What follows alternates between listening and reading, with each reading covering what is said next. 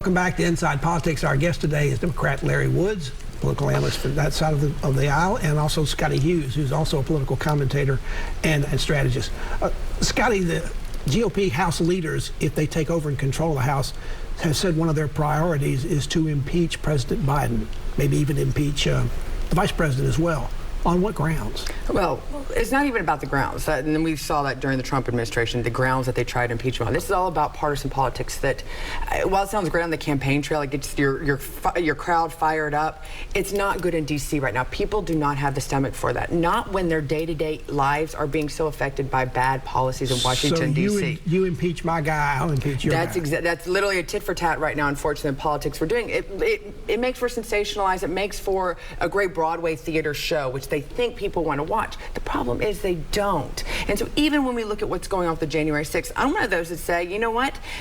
Keep the January 6th. Don't dissolve the committee, but make it a fair committee. Bring in those people that the Republicans want to testify that won't. Those are the sorts of things right now Republicans need to be focused on. But that should only be taking up 25% of their time. That's where the Democrats have made the mistake. They should be focusing the majority of the time that we, the taxpayers, are paying them to do on solving the issues that continue to plague the American people. But Scottie, you and I both know that's dull and boring. Working every day, showing up, doing your job every day is dull to everybody else. Well, so investigations will also include Hunter Biden. And Larry, that will be a difficult one for both. Not only it'll be fun for the Republicans, but it'll be tough for both the president and I assume, like so many presidents, President Biden has a family member here who's a thorn in his side. And I bet that Biden family has had, what, 1,000 family meetings in the last 20 years about Hunter Biden? All right, maybe I'm going to say 100 family meetings in the last 10 years. And clearly, if I'm the Republican committee chair that wants an investigation, gee, that's ripe fruit just waiting for me. So I'm going to do it. Scottie's right. They're going to do it because these politicians, both parties, think that they're entertaining, looking smart, when the truth is they're just dull and boring. The difference was the Watergate investigation.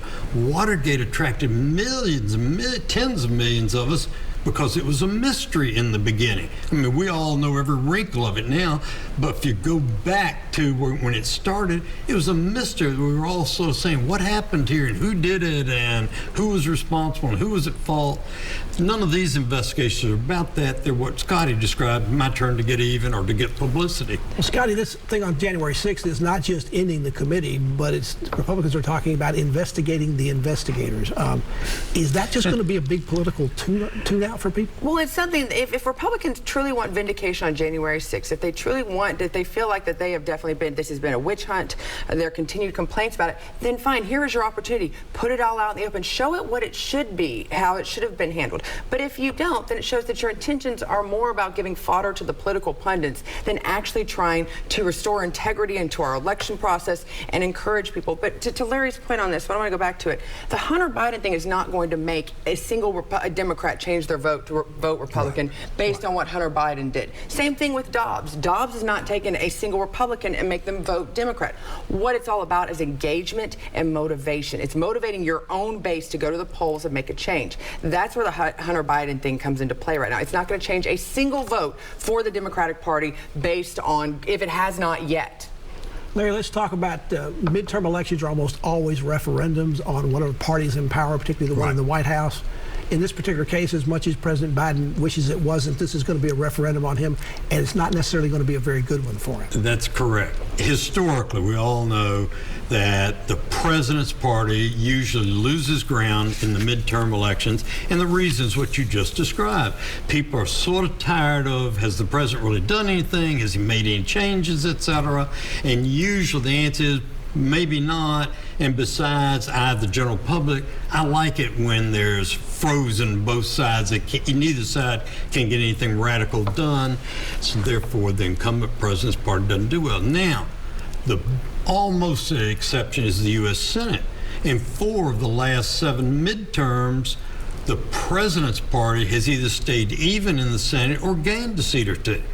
So we're really talking about the House of Representatives more than we are the Senate, which fits what we've all been saying this morning. Republicans are going to do better in the House than they are in the Senate. Scottie, it also seems to me the 2022 election is a little bit different from midterms because you have a former president for the first time injecting himself into the race after he's left the scene. Most former presidents have never done that.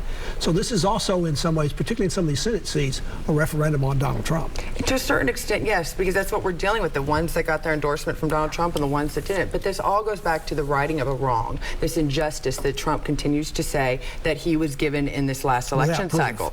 And so on that point of it, this is all just trying to say, see guys, I was right. And he's still hoping for vindication for a lot of the things that happened during his presidential term. And he's hoping those folks that he helped endorse will get into Congress and be able to shine some light on it. I would not put so much faith and trust, though, in the people that Trump is putting into office. When he went into office, they were not his friends, and they're probably still not his friends once they get off the campaign trail.